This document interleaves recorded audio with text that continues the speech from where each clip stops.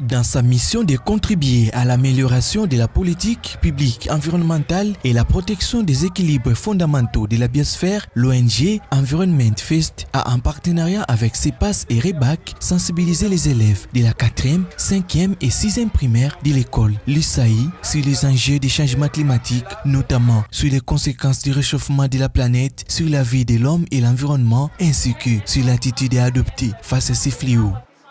Je suis très surpris de la facilité qu'ont eu les élèves à recevoir ces messages si importants et la manière dont ils ont été déterminés à suivre les enseignements tels qu'on l'a prévu. Nous avions trouvé difficile que les parents, les grands et tout le monde puissent comprendre ce qui est la protection de l'environnement en partant des tracts, de conférences et autres. Alors nous avons préféré passer par les enfants parce que avec les enfants c'est plus facile et ils ont la facilité d'aller emmener les messages aussi auprès de leur famille, amis et entourage.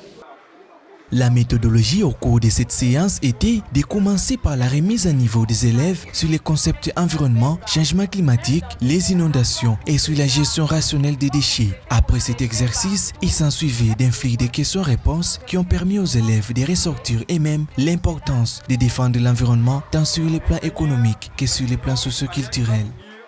Quand nous leur avons parlé de l'incivisme, nous avions leur parlé de l'arbre. L'arbre est aujourd'hui une manière de lutter contre l'incivisme environnemental et de protéger directement notre environnement.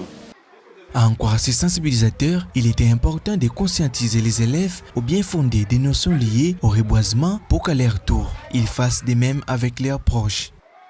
Bon, les inondations surgissent par ce que nous faisons.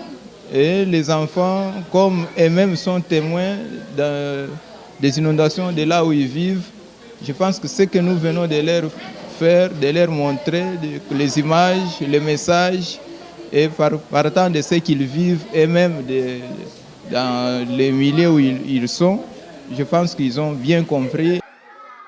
Face à ces effets des changements climatiques qui mettent en danger l'avenir de l'humanité, il est tout à fait indispensable que tout le monde, en particulier les jeunes, soient informés des bienfaits de l'arbre, ses fonctions écologiques, culturelles et socio-économiques afin d'adopter un comportement responsable pour lutter contre ces fléaux. À la fin de l'activité, un arbre a été planté au centre de cette école.